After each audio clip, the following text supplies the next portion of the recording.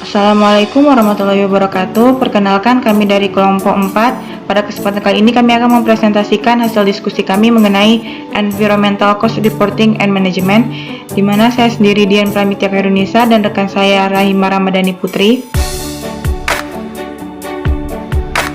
Pada presentasi kali ini kami akan membahas 3 topik utama, yaitu pertama, measuring environmental cost, kedua, explain how environmental costs are assigned to product and process, dan ketiga, describe the life cycle cost assessment model.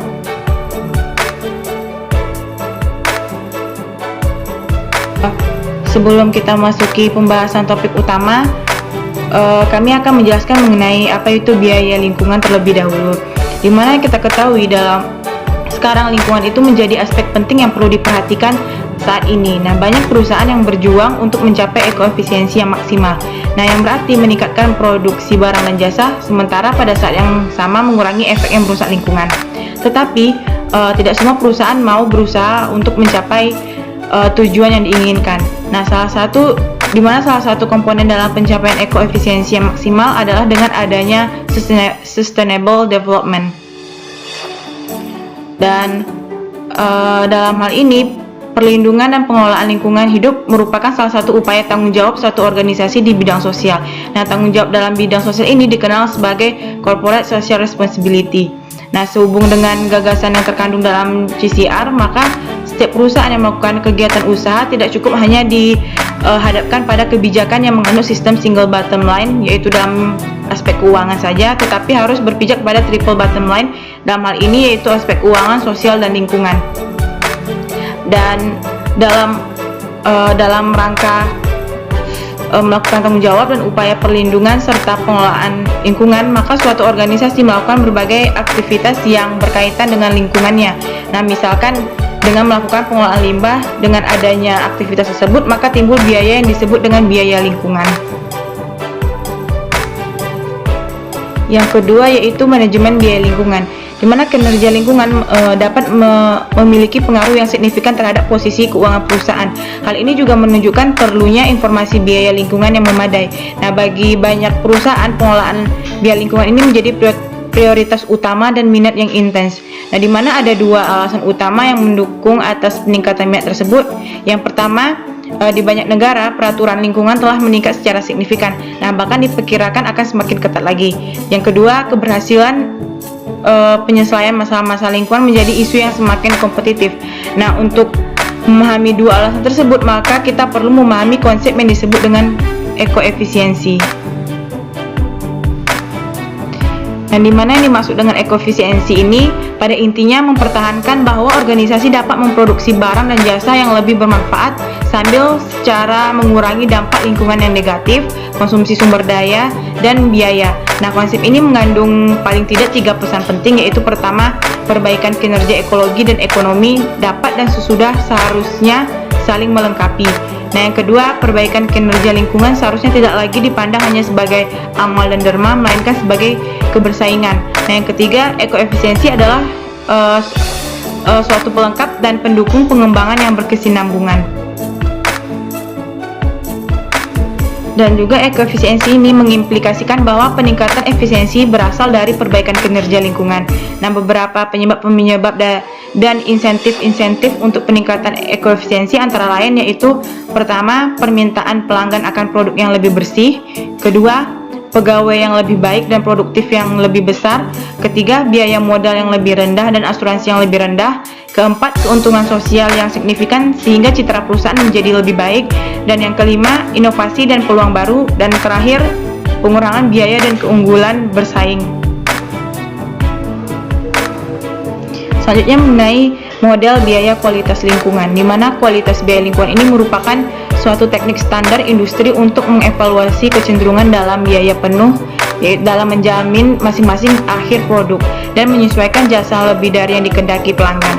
Nah, keutamaan penggunaan laporan biaya kualitas lingkungan ini berdasarkan perencanaan adalah penyediaan perencanaan manajemen dengan suatu alat untuk mengevaluasi kecenderungan perencanaan biaya lingkungan terhadap kualitas. Nah, dengan menelaah analisis biaya lingkungan berdasarkan kualitas setiap waktu, tim perencanaan dapat mengidentifikasikan daerah-daerah yang memungkinkan untuk diubah atau diperbaiki, serta implementasi tindakan yang benar tertuju pada peningkatan biaya lingkungan terhadap kualitas. Selanjutnya itu menurut International Federation of Accountants, biaya lingkungan dapat diklasifikasikan menjadi 6 kategori. Yang pertama yaitu biaya material dari output product, di mana termasuk biaya penyediaan sumber daya seperti air dan biaya pembelian bahan lainnya yang akan diproduksi menjadi suatu output produk. Yang kedua yaitu biaya material dari output dan produk. Ini termasuk biaya pembelian dan pengolahan sumber daya dan bahan lainnya yang menjadi output dan produk seperti limbah dan emisi. Yang ketiga, biaya kontrol limbah dan emisi. Ini termasuk biaya untuk penanganan, pengolahan dan pembuangan limbah dan emisi. Biaya perbaikan dan kompensasi yang berkaitan dengan kerusakan lingkungan dan setiap biaya yang timbul karena kepatuhan terhadap peraturan pemerintah yang berlaku. Yang ketiga yaitu biaya pencegahan dan pengelolaan lingkungan, di mana termasuk biaya yang timbul karena adanya kegiatan pengelolaan lingkungan yang bersifat preventif. Termasuk juga biaya pengelolaan lingkungan lainnya seperti perencanaan perbaikan lingkungan, pengukuran kualitas lingkungan, komunikasi dengan masyarakat, dan kegiatan lain-lainnya yang relevan. Yang kelima yaitu biaya penelitian dan pengembangan, di mana ini termasuk biaya yang timbul karena adanya proyek penelitian dan pengembangan yang berhubungan dengan isu-isu lingkungan. Yang keenam, biaya tak berwujud, di mana termasuk biaya internal dan eksternal yang tak berwujud. Contohnya itu seperti biaya yang timbul karena adanya kewajiban untuk mematuhi peraturan pemerintah agar di masa depannya tidak memunculkan masalah lingkungan. Selanjutnya itu adalah laporan biaya lingkungan, di mana laporan biaya ini adalah penting jika suatu perusahaan serius untuk memperbaiki kinerja lingkungannya dan mengendalikan biaya lingkungannya. Langkah pertama yang baik adalah laporan yang memberikan perincian biaya lingkungan menurut kategori. Pelaporan biaya lingkungan ini yang menurut kategori ini terdiri dari dua, yaitu dampak biaya lingkungan terhadap profitabilitas perusahaan. Kedua itu jumlah relatif yang dihabiskan untuk setiap kategorinya. Di mana tujuan dari penyusunan laporan biaya lingkungan ini sebagai bahan pertimbangan untuk melaksanakan segala bentuk perencanaan, pengendalian, serta evaluasi terkait lingkungan. Hal ini bermanfaat bagi manajemen perusahaan dalam melaksanakan perencanaan, kontrol, dan pengambilan keputusan yang tepat terkait dengan lingkungan. Yang kedua yaitu adalah laporan keuangan lingkungan, di mana ekoefisiensi ini menjalankan sebuah kemungkinan modifikasi untuk pelaporan biaya lingkungan. Selain melaporkan biaya lingkungan, keuntungan lingkungan juga perlu adanya untuk dilaporkan. Dalam suatu periode tertentu ada 3 jenis keuntungan. Yang pertama itu adalah pemasukan. Ini mengacu pada pendapatan yang mengalir ke organisasi karena adanya tindakan lingkungan. Yang kedua itu ada penghematan saat ini, mengacu pada pengurangan biaya lingkungan yang tercapai tahun ini. Dan ketiga, penghindaran biaya. Hal ini mengacu pada penghematan berjalan yang dihasilkan di tahun-tahun sebelumnya. Untuk materi selanjutnya yaitu mengenai pembebanan biaya lingkungan akan dijelaskan oleh rekan saya Kak Rahima. Baiklah, saya akan melanjutkan pembahasan dari Environmental Cost Reporting and Management. Di sini saya akan membahas tentang membebankan biaya lingkungan. Mana biaya lingkungan dari proses produksi, pemasaran, dan pengiriman produk, serta biaya lingkungan pasca pembelian yang disebabkan oleh penggunaan dan pembuangan produk itu merupakan contoh-contoh dari biaya produk lingkungan itu sendiri. Perhitungan dari biaya lingkungan penuh adalah pembebanan semua biaya lingkungan, baik itu bersifat privat maupun sosial terhadap produk itu sendiri. Lalu biaya privat itu dapat dibebankan dengan menggunakan data yang dihasilkan di dalam suatu perusahaan, sedangkan biaya penuh memerlukan pengumpulan data yang dihasilkan dari luar perusahaan atau pihak ketiga. Maksud dari pembebanan produk ini sendiri adalah praktik mendesain, mengolah, dan mendaur ulang untuk meminimalkan dampak produknya terhadap lingkungan itu sendiri. Pembebanan produk lingkungan berbasis fungsi, di mana dengan menggunakan biaya lingkungan dan kerangka kerja klasifikasi yang harus dikembangkan, biaya lingkungan harus dipisahkan ke dalam kelompok biaya lingkungan dan tidak lagi disembunyikan ke dalam overhead seperti kebanyakan sistem akuntansi. Dalam perhitungan biaya berbasis fungsi, dibentuk suatu kelompok biaya lingkungan dan tingkat atau tarif dihitung dengan menggunakan penggerak tingkat unit seperti jumlah jam tenaga kerja dan jam mesin. Biaya lingkungan kemudian dibebankan kepada setiap produk berdasarkan pemakaian jam tenaga kerja langsung dan jam mesin. Pendekatan ini dapat berjalan baik untuk produk yang homogen. Namun, dalam perusahaan yang memiliki banyak produk yang bervariasi, pembebanan biaya semacam ini dapat mengakibatkan distorsi biaya tersebut.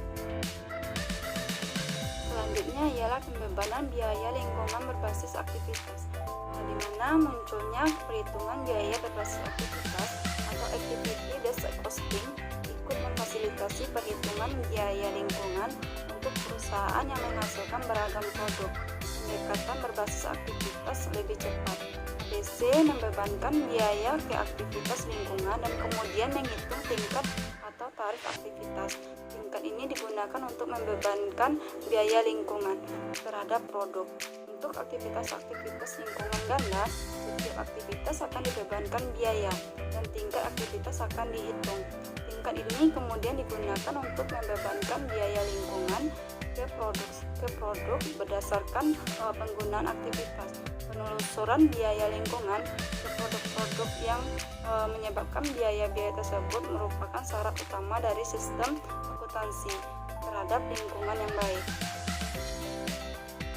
Selanjutnya ialah penilaian biaya siklus hidup, di mana penilaian biaya siklus hidup ini merupakan bagian mendasar dari penilaian biaya siklus hidup. Penilaian siklus hidup adalah sarana untuk meningkatkan pembenahan produk. Penilaian siklus hidup mengidentifikasi pengaruh lingkungan dari suatu produk di sepanjang siklus hidupnya dan kemudian mencari peluang untuk memperoleh perbaikan lingkungan. Adapun tahapan siklus hidup pada produk, di mana sudut pandang siklus hidup digunakan menggabungkan sudut pandang pemasok, produsen, dan pelanggan. Di sini bahan baku dikendalikan oleh pemasok, setelah itu bahan baku tersebut diproduksi dan dikemas oleh produsen. Kemudian konsumen menggunakan produk tersebut dengan baik, setelah itu didaur ulang ataupun dibuang. Penilaian siklus hidup didefinisikan menjadi 3 tahapan formal, di mana yang pertama, analisis persediaan menyebutkan jenis dan jumlah input bahan baku dan energi yang dibutuhkan serta pelepasan kepada lingkungan yang dihasilkan dalam bentuk residu padat, cair maupun gas. Analisis ini mencakup seluruh siklus hidup produk. Sedangkan yang kedua, analisis dampak ini pengaruh lingkungan dari beberapa desain, bersaing, dan menyediakan peringkat relatif dari pengaruh-pengaruh tersebut. Sedangkan yang ketiga, analisis perbaikan bertujuan untuk mengurangi dampak lingkungan yang ditunjukkan oleh tahap persediaan dan dampak penilaian biaya tersebut. Terakhir adalah penilaian biaya siklus hidup membebankan biaya ke dampak lingkungan dari beberapa desain produk. Biaya ini merupakan fungsi dari penggunaan bahan baku, energi yang dikonsumsi, dan pelepasan ke lingkungan yang berasal dari manufaktur produk tersebut. Sebelum menilai pembebanan produk ini, pertama-tama perlu melakukan analisis persediaan yang memberikan perincian bahan baku, energi, dan pelepasan ke lingkungan. Nah, analisis ini dilakukan di sepanjang hidup produk tersebut. Setelah selesai, dampak keuangan dan operasional dapat dinilai dan langkah-langkah dapat diambil untuk memperbaiki kinerja lingkungannya. Nah, di sini langkah terakhir ini disebut dengan analisis lingkungan.